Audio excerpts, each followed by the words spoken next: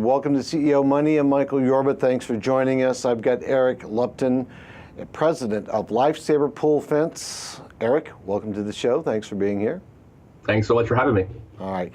Give us some background on you and your company, and then, excuse me, I want to dive right down into what it is that we're going to talk about today, because I have a series of questions for you. But first, you. Sure. So I started here over 20 years ago.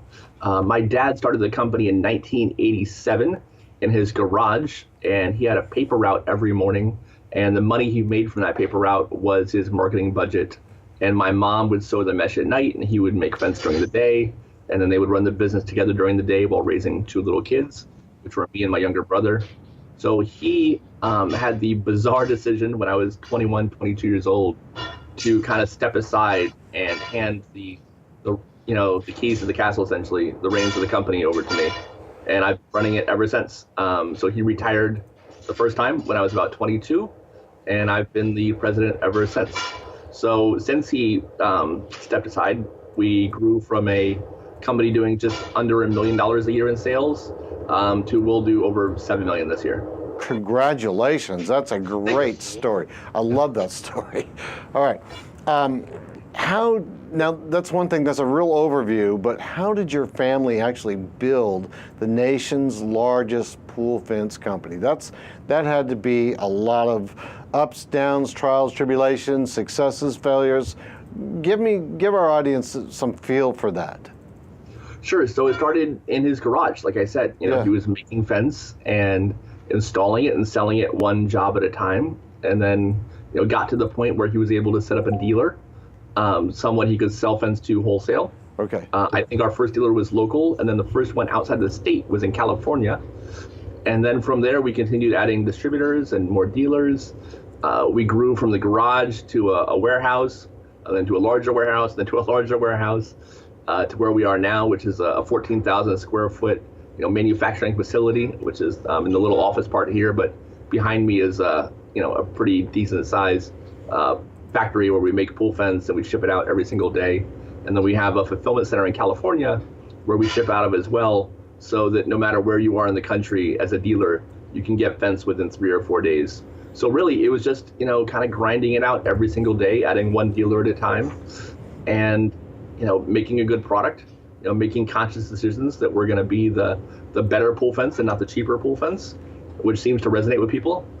And, people seem to like our product, and, it's grown really well.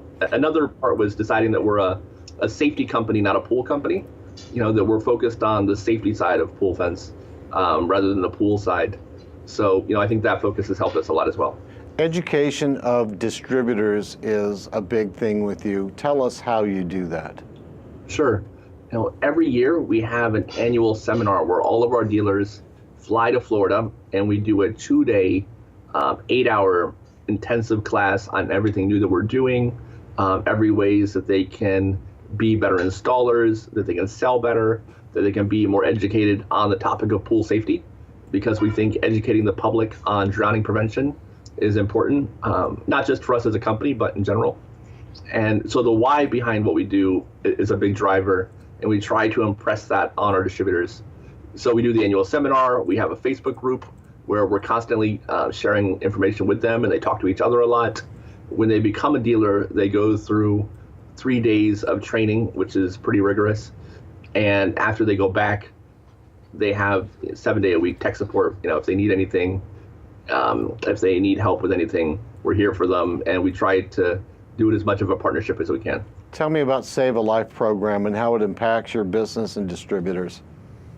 So the Save a Life program is something we started in 2011, where for every fence we sell, we set aside fencing to be donated to the family of a fatal or non-fatal drowning incident.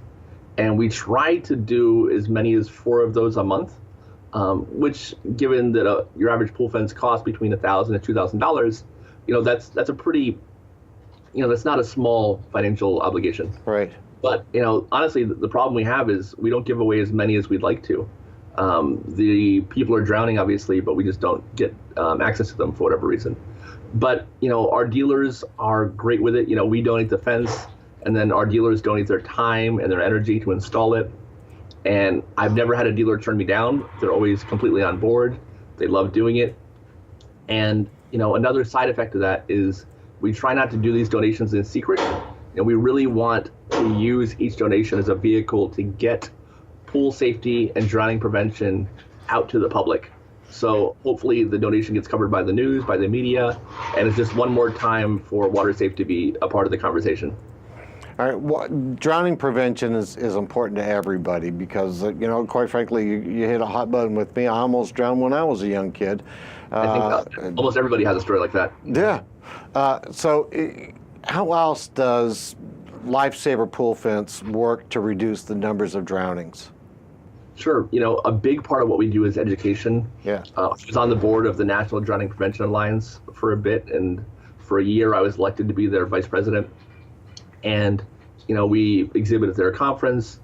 We also have an extremely active Facebook and Instagram page where we're pumping out, 3 to 4 educational pieces of information every single day, telling people how they can make their pools safer, how they can make their children safer around water, telling people the different layers of protection to keep their pools safer.